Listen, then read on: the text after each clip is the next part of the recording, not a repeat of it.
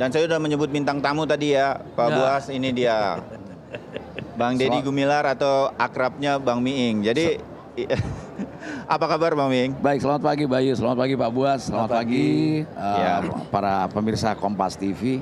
Betul, ya. Bang Miing ini menjadi pembawa acara di acara pada pagi hari ini. Tapi sebetulnya Bang Miing ini nggak pernah, saya dapat bocorannya nggak pernah lepas untuk membantu BNN sampai membantu kampanye-kampanye ke bawah. Ketika Pak Buas turun langsung sebagai kepala BNN ya Bang Miing. Itu kenapa Bang Miing? Saya kira bukan hanya pribadi. Ketika saya bersama Pak Buas, kebetulan saya didaulat oleh teman-teman menjadi Ketua Umum Land Lover Club Indonesia. Nah, pekerjaan kami itu selalu adventure, kemudian ke desa-desa, ke gunung-gunung, tanpa permintaan perintah Pak Buas pun kita lakukan. Mengapa? Menurut saya penanggulangan narkoba, memerangi narkoba bukan cuma tanggung jawab BNN, apalagi Pak Buas pribadi. Ini tanggung jawab bangsa semuanya. Sebab apa Bayu? Indonesia yang dulu hanya transit sekarang menjadi pasar utama dan terbesar sekarang di dunia. Bayangkan 11 negara memproduksi dan 72 jaringan, Indonesia salah satunya adalah yang terbesar. Korban terbesar, peredaran terbesar. Bahkan belanja narkoba di Indonesia melebihi anggaran pertahanan Republik Indonesia. Nah, data-data semacam ini harusnya membuat kita semua prihatin seperti Bang Miing juga secara pribadi. Keprihatinan ini membuat Bang Miing turun dan terus membantu ini. Ini tanggung jawab kita semua bangsa Indonesia. Makanya saya pesan nih kepada para pemirsa TV, Kompas TV, yang pertama keluarga amankan, selamatkan. Anak-anak tidak mungkin dia mencari kegiatan yang negatif di luar kalau keluarganya harmoni. Ayah ibunya mengontrol anak-anaknya. Jadi pendidikan yang utama adalah rumah, bukan sekolah. Kedua baru sekolah. Dan sekolah itu sudah bergabung dengan orang-orang dari luar. Saya kira itu tidak bisa kita hanya serahkan pada polisi, kepada BNN. Sementara narkoba sudah masuk ke seluruh sendi. Anggota TNI kena, anggota Polri kena, jaksa, hakim, kemudian juga artis, profesional. Bahkan orang tidak memandang lagi pendidikan dan agama, dia tuh betul-betul membahayakan kita. Nah, dari sisi campaign sendiri, bagaimana kemudian pencegahan Pak Buas? Ini BNN sendiri punya strategi khususkah atau ketika Bapak diminta untuk memimpin BNN, apa yang langsung terpikir oleh Bapak untuk pencegahan ini? Masalah narkotika ini kan ada dua masalah yang pokok yaitu masalah demand dan supply. Selama demand ini tidak tertangani maka supply akan terus. Maka yang utama adalah demandnya untuk pencegahannya. Sebenarnya kalau dari mulai awal saya menjadi kepala BNN, saya sudah melihat itu. Maka waktu itu saya melakukan hal-hal untuk pencegahan. Seperti halnya bagaimana waktu itu saya membuat buku materi mata pelajaran tentang pemahaman narkotika. Yang di tingkat TK, SD, SMP, SMA dan seterusnya. Dan itu kami buat, sudah jadi pada saat itu, bahkan saya melaporkan menyampaikan kepada Menteri Pendidikan, Menteri PMK, bahkan kepada Bapak Presiden. Untuk ini bisa masuk dalam kurikulum. Karena tadi salah satunya yang saya sampaikan, pemahaman ini penting. Tentang narkotika, bahayanya dan ancaman buat negara dan bangsa. Kalau pemahaman ini ada, demand-nya perlahan tapi pasti itu akan bisa. Kalau ini berhasil, maka demand-nya akan berkurang paling tidak. Syukur-syukur bisa hilang. Maka supply bagaimanapun gagalnya kita menghadapi atau mencegah supply ini akan hilang dengan sendirinya. Untuk bahasa sederhananya mungkin begini Bayu, biar orang penonton TV tahu bahwa mau dagang apa juga, kalau yang beli nggak ada bangkrut itu. Sederhana saja. Jadi untuk itu jangan beli, jangan coba. Saya tidak sepakat dengan ada mengatakan korban, kecuali memang dijebak betul ya. Tapi umumnya mereka dengan kesadarannya membeli. Kalau orang mencoba, kendati pun ditawarkan oleh orang, kalau dia tahu bahwa itu berbahaya, tidak mencobanya. Jadi di sini butuh kecerdasan, bukan hanya sekedar kecerdasan akademik, tapi bagaimana dia membangun rasa dalam dirinya. Untuk itu saya kira orang tua, ayah ibu dan anak itu komunikasi yang harus dibangun. Komunikasi yang utama. Saya mendampingi Pak Buas kemana-mana di desa-desa. Itu dibutuhkan komunikasi kepada publik. Nelayan misalnya, nelayan untuk mendapatkan uang 1 juta sekali melaut itu tidak mudah. Tapi ketika dia diperintah atau diminta atau mungkin dia ada sindikasi yang memerintahkan dia membawa barang di tengah laut kepada pelabuhan-pelabuhan gelap. Dan itu lebih dari 5-10 juta. Padahal si nelayan itu mungkin tidak tahu barangnya apa. Nah ini kan berbahaya sekali. Untuk itulah kita komunikasikan betapa sulitnya. Sebab apa? Zaman dulu narkoba hanya kota besar dan orang kaya. Sekarang orang miskin dan di desa habis. Ya. Dan hancur bangsa kita. Hancur bangsa kita oleh ini. Ini ancaman yang di depan mata. Oke, Pak, dari kampanye yang mengenai pencegahan ini, Bapak turun langsung ke lapangan sendiri sebagai Kepala BNN. Apa yang Bapak lihat masih belum bisa membantu BNN ataupun orang-orang seperti Bang Miing yang sudah mengerti ini, masih ada hambatan tuh di mana? Ya, salah satunya kepedulian daripada aparat-aparat ya, pemerintah khususnya ya. Kenapa? Karena ini bukan tanggung jawab hanya BNN ya. Penyuluhan ini tanggung jawab kita semua. Seperti halnya saya kan berharap ya, bagaimana kita mengedukasi masyarakat Indonesia tentang bahaya narkotika dari segala aspek.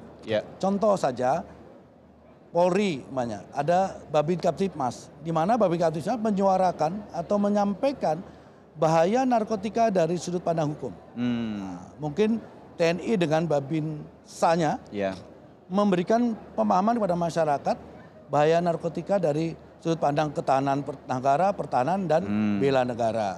Jadi semua institusi Menteri Kesehatan atau Dinas Kesehatan menyuarakan narkotika dari sudut pandang kesehatan. Menteri Pendidikan dari sudut pendidikan.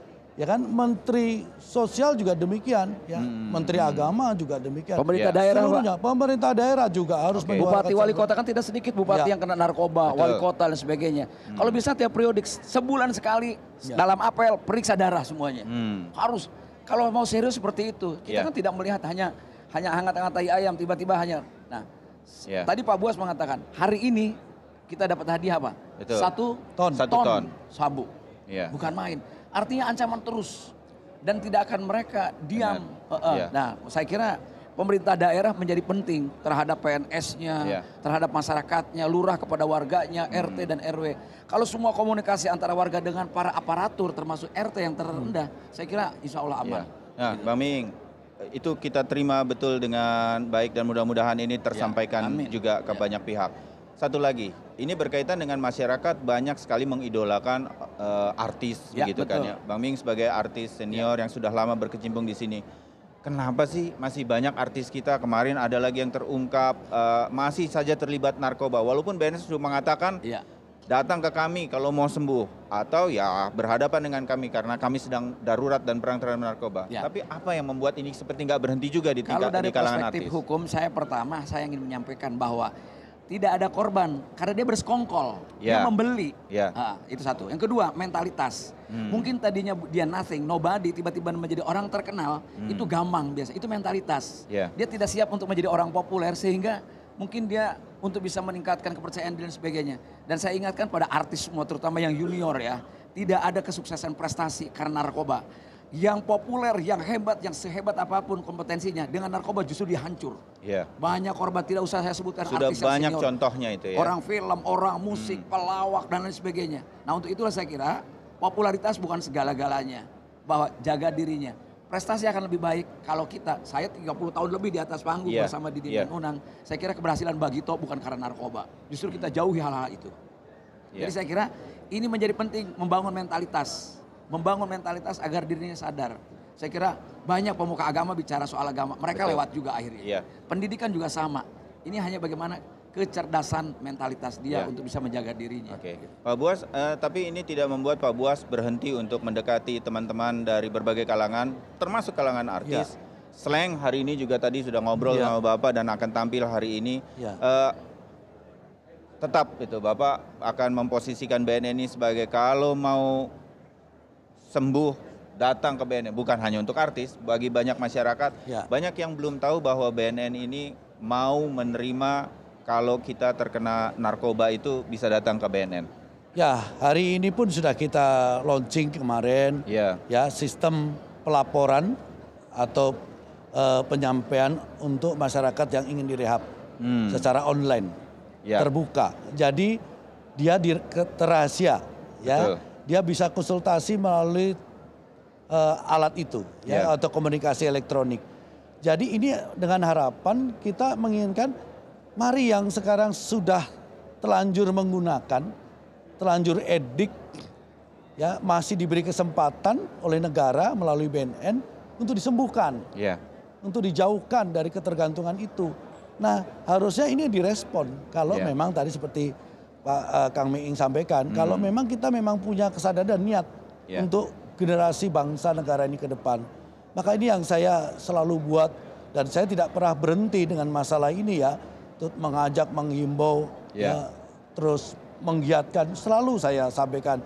Dan inovasi-inovasi yang kita buat untuk bagaimana masyarakat ini dengan mudah dan mau. Ya, ini yang paling penting ya.